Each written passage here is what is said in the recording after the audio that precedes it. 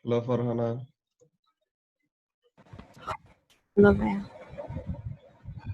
তো পরীক্ষা কিওর হবে? আল্লাহ কি জানে। এটা তো আসলে এখন খুবই বাজে একটা আনসার্টেনিটির মধ্যে আছে।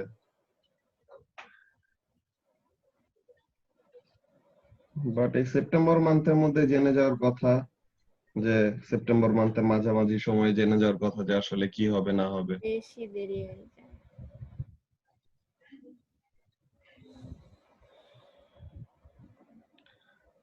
ওকে, সো এখন তোমরা যে যে কোশ্চেন গুলো সলভ করলে ওখানের মধ্যে প্রবলেম ফেস করছো কোনটা কোনটায়? আমি এমসিকিউ নাম্বার 2 তে ফার্স্টে বি দিছিলাম, বি হবে না কেন? এইখানে তোমার মাইনাস জিনিসটা এটা M1 করছো না, তোমার এখানের মধ্যে ব্যাপারগুলো কি করতে হবে, তোমার ইন্ডিভিজুয়ালি তোমার অবজেক্ট গুলোর ফ্রি বডি ফোর্স ডায়াগ্রাম দেখতে হবে। হ্যাঁ, এখানের মধ্যে দেখো বলছে কি, the magnitude of the force exerted by the truck on the car, তাই না? ট্রাক এক্সার্ট করবে গাড়ির উপর, ট্রাকটা গাড়ির উপর এক্সার্ট করতেছে এমন কোন ফোর্সটা আছে? শুধু টেনশন। শুধু এইটা, এই ফ্রিকশন ফোর্সটা তো এক্সার্ট করতেছে road, road is exerting this force on the car, so this is not the force exerted by the truck. Okay, so তাহলে গাড়ির উপর ফোর্স কাজ করতেছে, হরাইজন্টালি ফোর্স কাজ করতেছে দুইটা, একটা হলো টেনশন আর একটা হলো ফ্রিকশন। টেনশনটা এক্সার্ট করতেছে ট্রাক আর ফ্রিকশনটা এক্সার্ট করতেছে রোড। সো তাহলে বলতেছে ট্রাক গাড়ির উপর কোন ফোর্সটা এক্সার্ট করতেছে, সো তাহলে এটা হবে কি শুধু টেনশন। ওকে,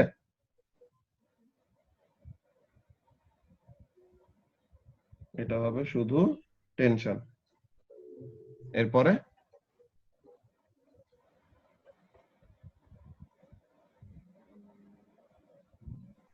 MCQ number 4. এমসিকিউ নাম্বার 4, এখানের মধ্যে কি হয়েছে, select the row of table that correctly matches the property of the material to the type of deformation it can experience. এখন brittle আর malleable, এখন দেখো তোমার মেলিয়েবল ম্যাটেরিয়াল তো আমাদের কি প্লাস্টিক ডিফরমেশন আন্ডারগো করবে, তাই না? মেলিয়েবল ম্যাটেরিয়াল কি করবে? Malleable materials will undergo plastic deformation and brittle materials will undergo only elastic deformation, little or no plastic deformation. যে ব্রিটল ম্যাটেরিয়াল কি করে না, brittle material plastic deformation undergo করে না। এখানের মধ্যে তোমার এই জিনিসটা, এটা অ্যাকচুয়ালি ডেফিনেশন টাইপের কোশ্চেন গুলি এখন আর আসবে না, বাট স্টিল এখানের জন্য অ্যান্সারটা কি হবে, ব্রিটল ম্যাটেরিয়াল কি করবে, brittle material little or no plastic deformation show করবে আর ইলাস্টিক ডিফরমেশন শো করবে। আর মেলিয়েবল ম্যাটেরিয়াল কি করবে, মেলিয়েবল ম্যাটেরিয়াল ইলাস্টিক ডিফরমেশনও শো করবে, দেন অনেক বড় একটা প্লাস্টিক ডিফরমেশন শো করবে। সো এটার জন্য অ্যান্সার কি দিছে, তো হোল বি দিছে। হ্যাঁ, তো তাহলে এটার জন্য অ্যান্সার হবে বি, যে ব্রিটল ম্যাটেরিয়াল কি করে, ইলাস্টিক ডিফরমেশন আন্ডারগো করে, little or no plastic deformation. যে ব্রিটল ম্যাটেরিয়ালের গ্রাফ দেখতে আসলে এরকম, পুরোটা একটা এরকম স্ট্রেট লাইন, জাস্ট একটু কার্ভ, দেন সে ভেঙে যায়। বুঝতে পারছো? আর মেলিয়েবল ম্যাটেরিয়ালের গ্রাফ কেমন হয়, মেলিয়েবল ম্যাটেরিয়ালের গ্রাফ হয় এরকম, সে ইলাস্টিক ডিফরমেশন শো করার পর অনেক বড় একটা প্লাস্টিক ডিফরমেশন শো করে। বুঝছো?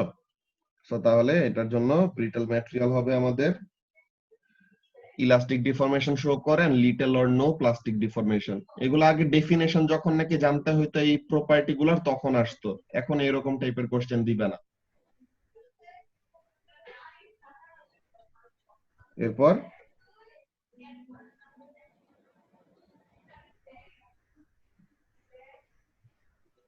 6 নাম্বারটা একটু দেখা যেত, অনেক কনফিউশন হয়। 6 নম্বরে, আচ্ছা ঠিক আছে দেখি 6 নম্বরে কি বলতেছে। a spring of length 5 centimetre, তো তার মানে অরিজিনাল লেন্থ হলো 5। আচ্ছা, is suspended from a retort stand when a mass of 0.030 kg is added, the length of the spring doubles. So spring এর লেন্থ যদি ডাবল হয়, তো তার মানে অরিজিনাল লেন্থ ছিল 5, এখন ফাইনাল লেন্থ কত, ফাইনাল লেন্থ হলো 10। সো তার মানে এক্সটেনশন কত হইছে, 5 সেন্টিমিটার। সো এক্সটেনশন হলো 5 সেন্টিমিটার, সেন্টিমিটার মানে সেন্টিমিটার থেকে মিটারে নেওয়ার জন্য কি করতে হবে, ডিভাইডেড বাই 100। সো এটাকে ডিভাইডেড বাই 100 করলে 0.05। এখন বলতেছে the energy stored in the stretched string. এখন এনার্জি ইকুয়ালস টু কি, energy equals to half into force into extension.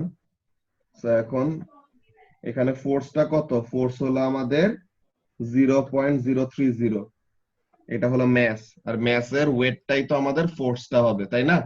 তো তাহলে 0.030 ইনটু 9.81 ইনটু কত সি আর হবে, এ তে স্কয়ার কেন দেওয়া, সি আর এ তে লাস্টে স্কয়ার এরকম ফর্মুলা? স্কোয়ার দেওয়া, এটা হলো আমাদের ওই যে এক্সটেনশন স্কোয়ার, এইটা নিলে পরে এক্সটেনশন স্কোয়ার হইতো, যে এফ ইকুয়ালস টু কি লেখা যায়, এ কে ডেল এক্স। সো তাহলে half into k delta x into delta x. তো তখন যায় ডেল্টা এক্স এর স্কোয়ার হইতো। কিন্তু এগুলো তো আমাদের রাইট অ্যান্সার না, রাইট অ্যান্সার তো আমাদের মোস্ট প্রবাবলি ডি। অ্যান্সার কত দেওয়া, ডি দেওয়া না? হ্যাঁ, ডি দাও। হ্যাঁ, তো তাহলে অ্যান্সার এটা ডি হবে। আর 13 নম্বরে তো এগুলো আসবে না। 13 নাম্বার দেখি, এখানের মধ্যে স্ট্রেংথ কি হার্ডনেস কি। স্ট্রেংথ জিনিসটা হলো যে একটা ম্যাটেরিয়ালকে ভাঙতে কত বেশি স্ট্রেস দিতে হয়, ওইটা হলো আমাদের ওই ম্যাটেরিয়ালের স্ট্রেংথ, কত বেশি টেনসাইল ফোর্স বা টেনসাইল স্ট্রেস সে উইথস্ট্যান্ড করতে পারে।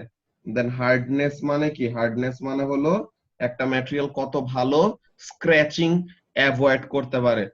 ঠিক আছে, এগুলা জিনিস আগে ডেফিনেশন গুলো, ডেফিনেশন ছাড়া আসবে না।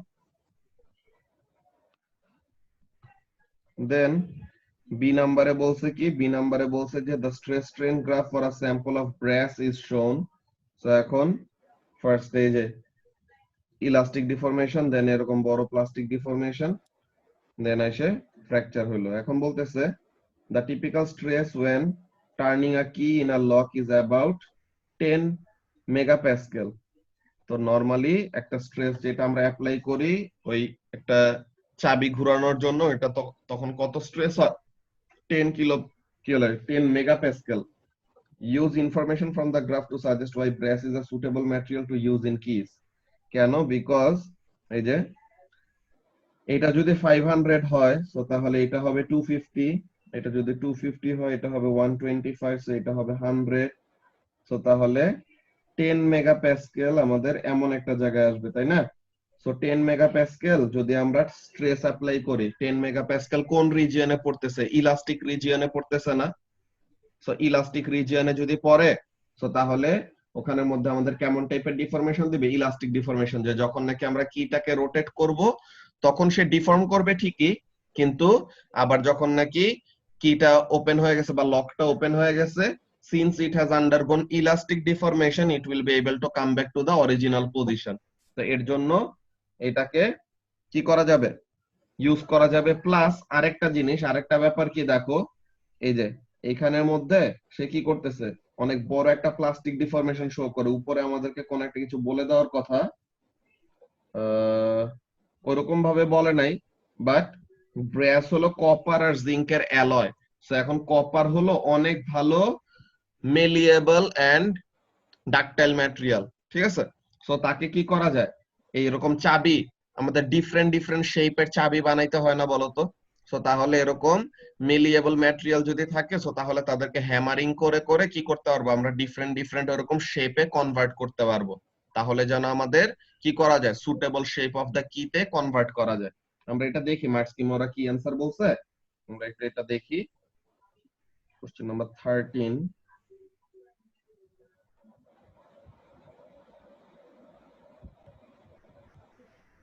এই যে একটা জিনিস কি, ব্রাস হলো স্ট্রং, যে অনেক হাই স্ট্রেংথ, যে এত ইজিলি ভাঙবে না, so the key will not break. Then 10 megapascal is below the elastic limit, so তাহলে would keep the shape when the force is remove, যখন নাকি ফোর্স রিমুভ করব তখন আগের পজিশনে ফেরত চলে আসবে। দেন স্টিফ বা অনেক হাই ইয়াং মডুলাস, তো তাহলে ওইটা এত ইজিলি শেপ চেঞ্জ করবে না। তো এইগুলা জিনিস আমাদের বেসিক্যালি যে ব্রেস দিয়ে কেন আমাদের কি বানানো সুটেবল, ঠিক আছে। এরপর এমসিকিউ তে আর কোনো কনফিউশন নাই মিফতাহুল? না। ওকে, এমসিকিউ তে কনফিউশন নাই, 11 নম্বরে নাই, 12 নম্বরে নাই, 13 নাম্বার দেখলাম, দেন 14 নম্বরে না, আমার 18 এর B3 তে প্রবলেম আছে। 18B3, আচ্ছা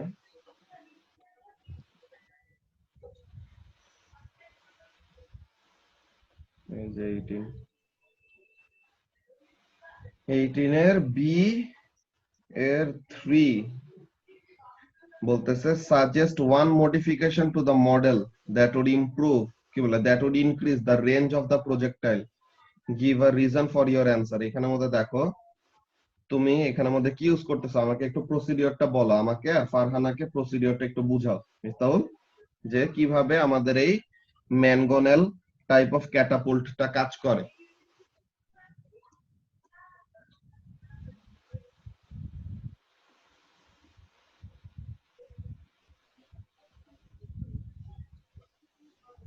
রাবার ব্যান্ড দিয়ে আর্মটাকে আটকায় রাখা হয়েছে, আর আর্মটার মধ্যে একটা বাকেট রেখে দিছে। তারপরে আর্মটাকে যত আমরা নিচের দিকে পুল করব, তত রাবার ব্যান্ডটা এক্সটেন্ড করবে। এরপরে আর্মটা রিলিজ করে দিলে বাকেটটা আর কি মুভ করা স্টার্ট করবে, রাবার ব্যান্ডটা যখন অরিজিনাল পজিশনে ফেরত আসবে। আচ্ছা, ফারহানা বুঝছো এই প্রসিডিওরটা কিভাবে কাজ করে? হ্যাঁ। আচ্ছা, তো তাহলে এখন বলো মিফতাহুল, এইখানে যে আমাদের আর্মটা এসে এরকম মুভ করতেছে, কার জন্য মুভ করতেছে বললা? রাবার ব্যান্ডের এক্সটেনশনের জন্য, তাই না? হ্যাঁ। তো তাহলে রাবার ব্যান্ডের ভিতরে আমরা যত এনার্জি স্টোর করব, হ্যাঁ, রাবার ব্যান্ডের ভিতরে যত এনার্জি স্টোর করব তত এনার্জি সে আমাকে ফেরত দিতে পারবে না? হ্যাঁ। তো তাহলে এমন কোন একটা রাবার ব্যান্ড ইউজ করতে হবে যে রাবার ব্যান্ডের ভিতরে বেশি করে এনার্জি স্টোর করতে পারবে। এখন এটা হ্যাঁ। কেমন ভাবে এটা এনশিওর করা যায় যে how it will be able two store greater amount of energy? যদি তোমার রাবার ব্যান্ডটা অনেক স্টিফ হয় ফর দ্য সেম এক্সটেনশন, হ্যাঁ, এক্সটেনশন সেম, কিন্তু তোমার রাবার ব্যান্ড যত স্টিফ হবে তত সে কি করতে পারবে, তার এনার্জি স্টোরড এর ভ্যালুটা, ইলাস্টিক পটেনশিয়াল এনার্জিটা, এই যে elastic potential energy is equal to half into K into del x squared. So তাহলে ফর দ্য সেম এক্সটেনশন, যে আমরা অ্যাঙ্গেল, তো এই যে রাবার ব্যান্ডটাকে তো এরকম আমরা এরকম নিচের দিকে টেনে নিয়ে আসবো, তাই না? এরকম নিচের দিকে টেনে নিয়ে আসবো, দেন আমরা রিলিজ করব। সো ম্যাক্সিমাম আমরা এক্সটেনশন করতে পারবো একটা সার্টেন অ্যামাউন্টের। সো তাহলে the extension is fixed, so if you increase the value of k, তুমি যদি স্টিফনেস এর ভ্যালুটা বাড়ায় দাও তাহলে পরে কি করবে, তাহলে পরে the energy stored within the rubber band will be greater, তো তাহলে পরে সে আমাদেরকে আরো বেশি ইপি যদি স্টোর করতে পারে, ইভেন্চুয়ালি ইপি টা কে তে কনভার্ট হবে না, so eventually the ep will be converted to k। তো তাহলে এটা একটা মডিফিকেশন করা যায়, তাই না? হ্যাঁ। পরে কি করা যায় দেখো, মডিফিকেশন এন্ড রিজন কি করতে চাইতেছে, রেঞ্জটাকে বাড়াইতে চাইতেছে। So we want to increase the range, we can do another thing, what can we do, আমরা যদি এই যে আমাদের কি আছে, আর্মটা আছে, আমরা যদি আর্মের লেন্থটা বাড়াই দেই, আমরা যদি আর্মের লেন্থটা বাড়াই দেই, সো তাহলে সে যখন নাকি কি করবে, সে যখন নাকি এটাকে রিলিজ করবে, the ball will be or the rocks will be released from a greater amount of height. So for the same initial horizontal velocity, হ্যাঁ, ইনিশিয়াল হরাইজন্টাল ভেলোসিটি সেম, কিন্তু তুমি যদি একটা বড় হাইট থেকে পড়ো, সো তখন তোমার কি টাইম অফ ফ্লাইট বেশি হবে না বলো তো মিফতাহুল? হ্যাঁ। তো তাহলে টাইম অফ ফ্লাইট বেশি হলে পরে it will be able to cover a greater horizontal distance. So তাহলে এটা একটা করা যায়। তো এমন টাইপের অনেকগুলো মডিফিকেশন তারা এমন বলতে পারে আমাদেরকে, আমরা একটু অ্যানসারের মধ্যে দেখি। 8b3 এই যে একটা হলো রাবার ব্যান্ডের নাম্বার বাড়ায় দিব, তাহলে পরে বেশি করে এনার্জি স্টোর করতে পারবে, সো এনার্জি বেশি দিতে পারবে। Or replace with rubber band that are stiffer, যেটা বললাম, তাহলে যেন বেশি করে এনার্জি স্টোর করতে পারে, তাহলে যেন বেশি এনার্জি, কাইনেটিক এনার্জি পায়। দেন ইউজ লঙ্গার আর্ম, সো তাহলে বেশি হাইট থেকে ফেলবে, বেশি হাইট থেকে ফেললে বেশি ভার্টিক্যাল ডিসটেন্স পড়তে পড়তে টাইম অফ ফ্লাইট বাড়বে, সো ওই সময় বেশি হরাইজন্টাল ডিসটেন্স কভার করতে পারবে। Or tilt or tilt the model or crossbar, so তাহলে ক্রসবারটা কেমন বাঁকায় রাখলে কি করবে, there will be an initial vertical velocity, so তাহলে the time of flight will increase, so time of flight টা ইনক্রিজ করলে পরে কি করবে, it will be able to cover a greater horizontal distance. so এরকম অনেকগুলা টাইপের মডিফিকেশন আমাদের করা যায়, বুঝতে পারছো? হ্যাঁ। ঠিক আছে, এরপর ফারহানার তোমার কোনটায় কোনটায় প্রবলেম ছিল?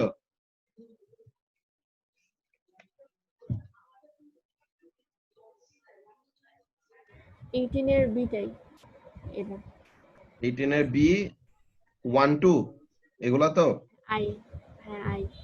আচ্ছা, সো তাহলে এখানের মধ্যে দেখো ফারহানা, ব্যাপারটা কিন্তু একটু অন্যরকম। তুমি নরমালি কি পড়ে আসছিলা প্রজেক্টাইলের জন্য? অ্যাঙ্গেল 45 হলে ম্যাক্সিমাম রেঞ্জ হয়, তাই না বলো? হ্যাঁ। তো এখন এখানের মধ্যে এই অ্যাঙ্গেল গুলা দিয়ে আমাদের কেমনে করে লজিকটা মিলে, যে অ্যাঙ্গেল যখন 15 তখন রেঞ্জ হলো এত, অ্যাঙ্গেল যখন 30 তখন রেঞ্জ হলো এত, অ্যাঙ্গেল 45 রেঞ্জ বাড়ছে ভালো কথা, 60 তে তো কমার কথা, 60 তে যে আরো বাড়ছে।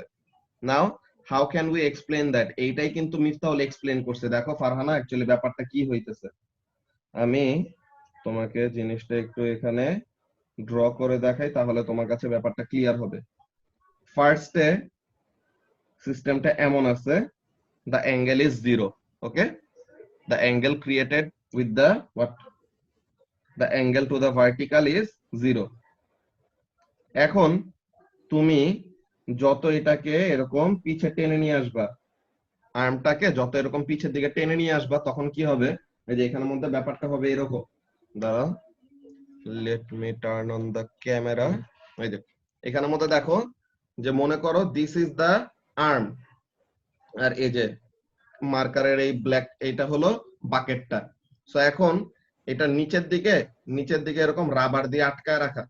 সো এখন ফার্স্টে সে এই এরকম পজিশনে আছে, তুমি তাকে যখন নাকি এরকম টেনে পিছে নিয়ে আসবা, তখন কি করলো, সে ভার্টিক্যালের সাথে একটা অ্যাঙ্গেল ক্রিয়েট করলো না, বলো তো ফারহানা? হ্যাঁ হ্যাঁ। এখন তাকে রিলিজ করলে সে কি করবে, সে আবার আগের পজিশনে চলে আসবে। সে এই যে সে এমন হরাইজন্টাল হইলে, কি বলছো বুঝি নাই?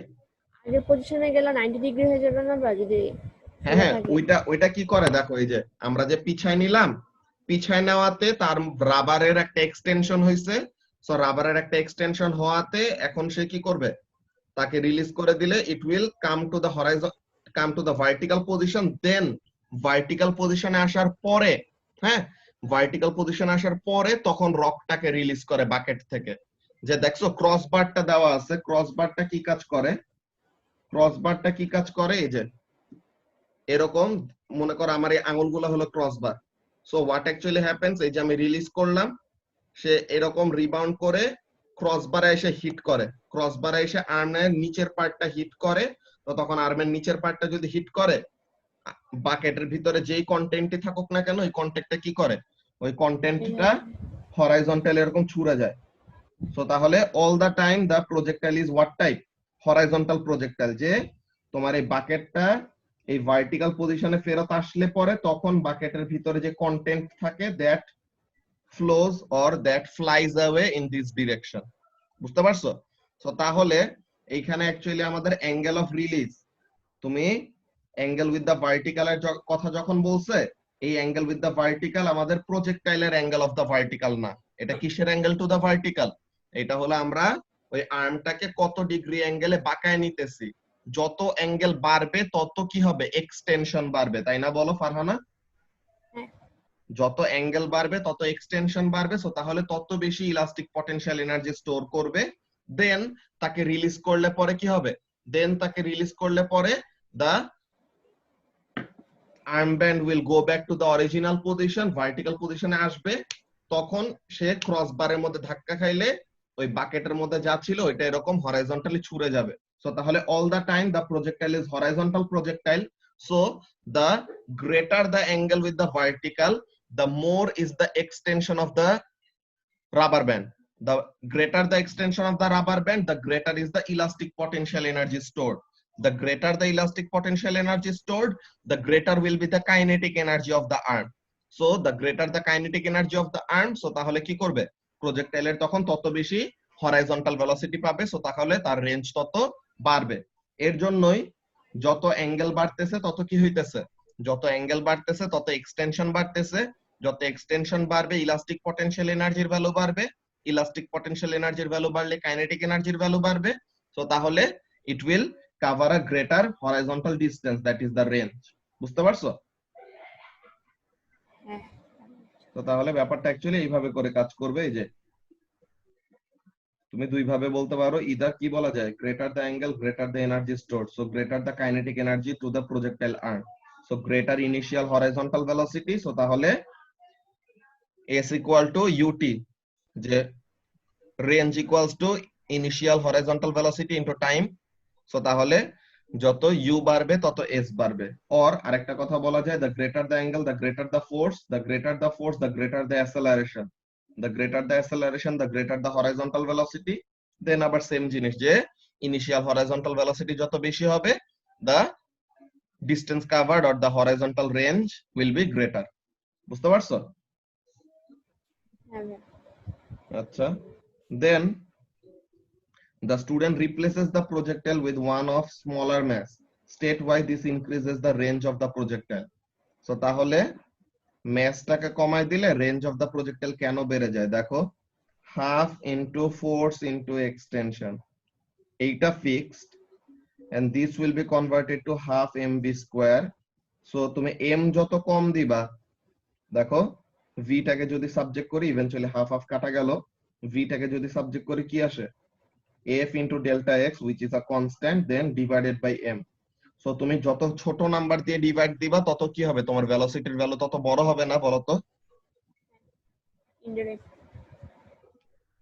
তুমি এখানের মধ্যে ম্যাস এর ভ্যালু যত কম দিবা, the greater will be the velocity, so তাহলে this will increase the range of the projectile. So এই কথাটা এখানের মধ্যে বলবে, দেখো এটা কি করবে, increases the initial velocity of the projectile. How does it do that? আমরা ফর্মুলা দিয়ে দেখে ফেললাম। বুঝতে পারছো?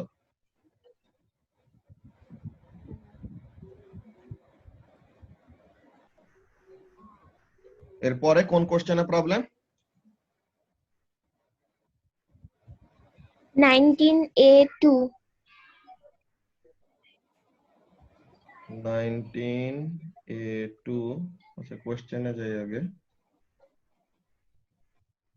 19A2, আচ্ছা এখন এখানের মধ্যে দেখো ব্যাপারটা কি, তোমার হ্যাঁ, in order for the lorry and the box to be in contact with one another, এখন কি হবে, নরমালি কি হয় বলো তো মিফতাহুল, তুমি মনে করো কোনো সিট বেল্ট পরো নাই, তুমি গাড়ির মধ্যে আসো, তো গাড়ির মধ্যে থাকলে পরে সিট বেল্ট যদি না পরে থাকো, গাড়িটা হঠাৎ করে স্টার্ট করলে তুমি কি করো, এরকম পিছে পিছে উল্টায় যাও না, আর পিছের দিকে ঝুঁকে যাও না, বলো তো? হ্যাঁ তো তাহলে এই জিনিসটা কেন, বিকজ তুমি মুভ করতেছো না, কিন্তু কি করতেছে, গাড়িটা সামনের দিকে আগায় আসছে, সো তাহলে গাড়িটা সামনের দিকে চলে আসছে, তুমি তোমার জায়গা ধরে রাখার ট্রাই করতেছো according to inertia or Newton's first law. So তাহলে তুমি তোমার জায়গাটাকে ধরে রাখতে চাইলে তখন কি করবে, তুমি ওর তোমার একটা টেন্ডেন্সি থাকবে কোন দিকে মুভ করা, পিছের দিকে মুভ করা। এখন তাহলে এইখানের মধ্যেও ব্যাপারটা সেম, যে লরিটা সামনের দিকে মুভ করতেছে because the lorry has a engine and the lorry is connected to the engine. So তাহলে লরিটা নিজে কি করতেছে, সামনের দিকে অ্যাসেলারেট করতেছে, so the lorry is moving forward. ভালো কথা। এখন লরি সামনের দিকে মুভ করতেছে, সো তাহলে বক্সের টেন্ডেন্সি কি থাকবে, বক্সের টেন্ডেন্সি থাকবে পিছের দিকে উল্টায় পড়ে যাওয়া, তাই না? হ্যাঁ এখন টেন্ডেন্সি যদি থাকে ওইদিকে মুভ করা, যে টেন্ডেন্সি যদি থাকে টুয়ার্ডস লেফট মুভ করা, ফ্রিকশনটা কোন দিকে কাজ করে, friction always opposites the motion. So তাহলে তোমার যদি টেন্ডেন্সি অফ মুভমেন্ট থাকে backward, so the friction will act in the forward direction, তাই না? হ্যাঁ। তো তাহলে ফ্রিকশনটা কাজ করতেছে সামনে, সো ফ্রিকশন কাজ করতেছে এইদিকে, লরির ইঞ্জিনের অ্যাসেলারেশনটাও এইদিকে, আর লরির এফএল লরির ফোর্সটাও এইদিকে। এখন যতক্ষণ পর্যন্ত এই বক্সের ফ্রিকশন ফোর্স লরির অ্যাসেলারেটিং ফোর্সের সাথে কোপ আপ করতে পারবে, হ্যাঁ, যতক্ষণ পর্যন্ত এই বক্সের ফ্রিকশন ফোর্স লরির অ্যাসেলারেটিং ফোর্সের সাথে কোপ আপ করতে পারবে আর ধরে রাখতে পারবে, ততক্ষণ পর্যন্ত দা লরি কি বলে, ততক্ষণ পর্যন্ত the box will be able to go along with the lorry, যে একসাথেই তারা কি করতে পারবে, ট্রাভেল করতে পারবে, because the friction force of the lorry is allowing it to have the same amount of acceleration as that of the lorry, ঠিক আছে? কিন্তু লরির ইঞ্জিনের তো ফোর্স এক্সার্ট করার কোনো লিমিট নাই, কিন্তু তোমার বক্সের তো ফ্রিকশনের একটা লিমিট আছে। আমরা স্ট্যাটিক ফ্রিকশন পড়ছিলাম না, যে এটা বাড়তে বাড়তে বাড়তে বাড়তে একটা ম্যাক্সিমাম একটা ফোর্স পর্যন্ত যাবে, দেন ওই ফোর্স আর বাড়তে পারবে না, এমন পড়ছি না? হ্যাঁ, তো তাহলে বলছিলাম। ফ্রিকশন ফোর্সের কি আছে, ফ্রিকশন ফোর্সের আমাদের একটা ম্যাক্সিমাম একটা লিমিট আছে, ওকে? ফ্রিকশন ফোর্সের আমাদের ম্যাক্সিমাম একটা লিমিট আছে, যে এর থেকে বেশি ফ্রিকশন হওয়া পসিবল না।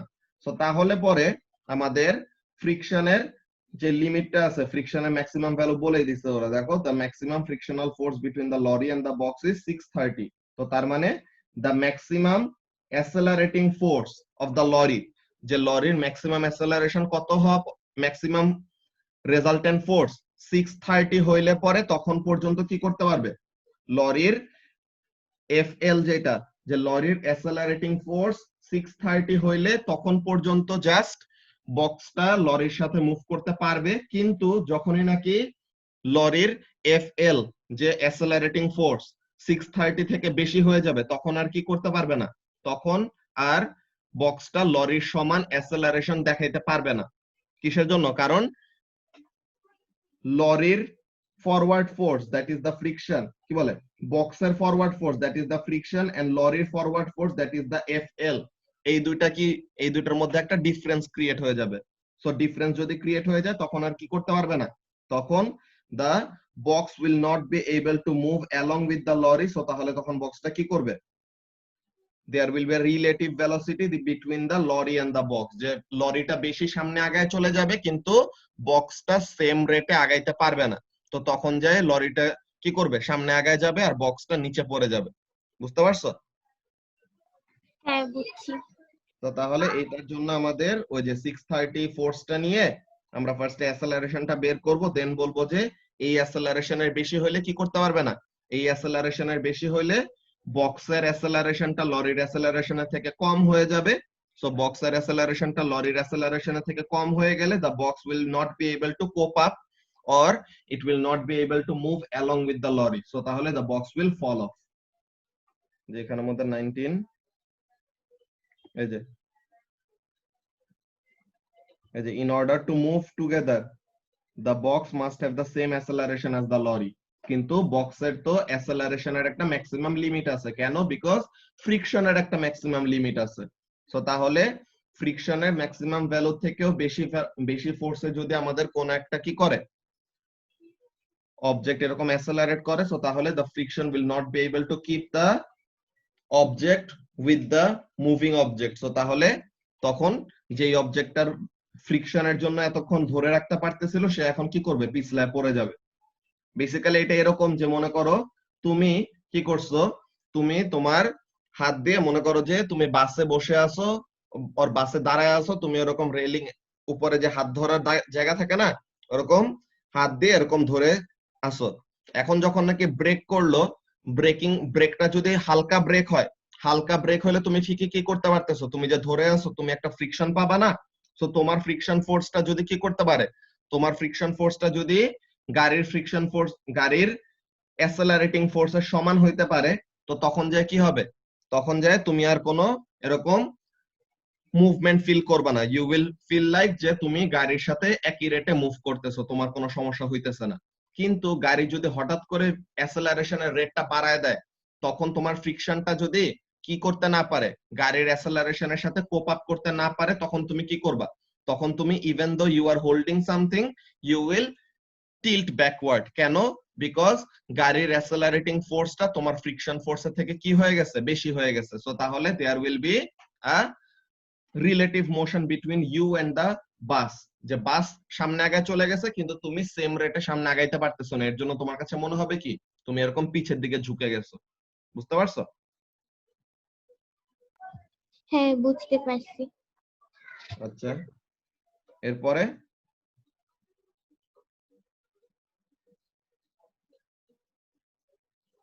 আর নাই আমার প্রবলেম। ফারহানা? আমারও ভাই আর নাই problem। ওকে, তো তাহলে পরে আমরা তো jan 16 শেষ করলাম। এর পরের দিন তাহলে এই উইকে টিউসডেতে কোন ইয়ার করা যায়? মে 17 ইউনিট 2, থার্সডেতে মে 17 ইউনিট 3। আর তুমি এগুলো ইয়ার পিক করছো? হ্যাঁ, এগুলো এমনি একটা একটা করে ইয়ার দিয়ে দিব, তাহলে যেন তোমরা ওরকম সেম, সবাই যদি সেম জিনিসটা সলভ করো তাহলে পরে একজনের প্রবলেম আরেকজন রিলেট করতে পারবে আর কি। আর সানডেতে মে 17 ইউনিট 1। ঠিক আছে?